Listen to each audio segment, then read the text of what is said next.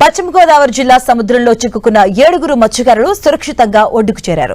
5 రోజుల క్రితం కాకినాడ నుంచి మత్స్యకారులు వేటకు వెళ్లారు.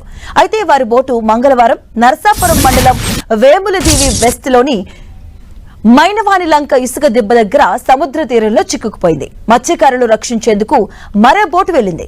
అయితే వెళ్లిన బోటుకు మరమ్మతులు అవసరం కావడంతో వెనక్కొచ్చింది. అయితే అధికారులకు సమాచారం అందడంతో పోలీసులతో కలిసి సహాయక చర్యలు చేపట్టారు. సముద్రంలో చిక్కుకున్న మత్స్యకారులను సురక్షితంగా ఒడ్డుకు చేర్చారు. దీంతో వారి కుటుంబాలు ఆనందంగా మునిగిపోయాయి. అధికారులకు వారు కృతజ్ఞతలు తెలిపారు.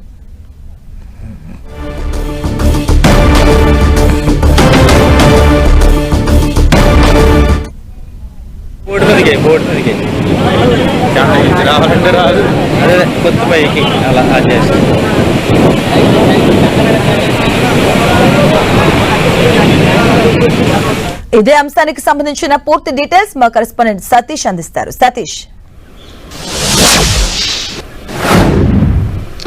మాధవి, ఓడలరేవు ఘటన మరొక ముందే సముద్రంలో మరొక మత్స్యకారులు అయితే సముద్రంలో ఇరుక్కున్న పరిస్థితి అయితే నెలకొంది. అయితే ఆ 7 మత్స్యకారుల్ని కూడా అధికారులు సురక్షితంగా ఒడ్డుకైతే మాత్రం చేర్చారు. ప్రస్తుతానికైతే 5 రోజుల క్రితం కాకినాడ హార్బర్ నుంచి ఒక బోట్ అయితే చేపల వేట కోసం సముద్రంలో వేటకు వెళ్లడం జరిగింది. నరసాపురం మండలం వేముల దీవి వెస్ట్ పరిధి సమీపంలో సముద్రం అలల తాకిడికి ఇసుక తిన్నెల్లో బోట్ అయితే ఇరుక్కుపోయి మత్స్యకారులు కూడా సముద్రంలో ఇరుక్కుపోయిన పరిస్థితి అయితే ఇక్కడ నెలకొందని కూడా చెప్పుకోవచ్చు. వాళ్ళని రక్షించేందుకు మరో బోటు ఆ ప్రాంతానికి వెళ్లే ప్రయత్నం చేస్తుండగా ఆ బోటుకు కూడా అలల తాకిడితో బోటు కూడా రంధ్రం కూడా చేసుకున్న నేపథ్యంలో ఆ బోటు తిరిగి వెనక్కి అయితే వచ్చేసింది. అయితే ఇదే సమాచారాన్ని నరసాపురం పరిసర ప్రాంతంలో ఉన్న పోలీసులకి, రెవెన్యూ అధికారులకి సమాచారం ఇవ్వడంతో వెంటనే వాళ్ళు ఆ 7 మత్స్యకారులను కూడా సముద్ర తీర ప్రాంతంలో సముద్రం మధ్యలోకి వెళ్ళి రెస్క్యూ ఆపరేషన్ చేసి ఆ 7 మత్స్యకారులను కూడా సురక్షితంగా ఒడ్డుకి చేర్చిన పరిస్థితి అయితే ఇక్కడ నెలకొందని కూడా మనం చెప్పుకోవచ్చు.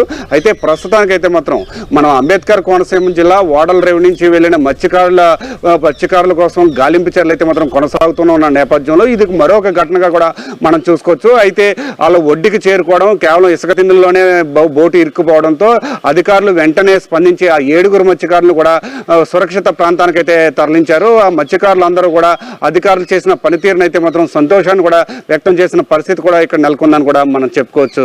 మాధవి, సతీష్.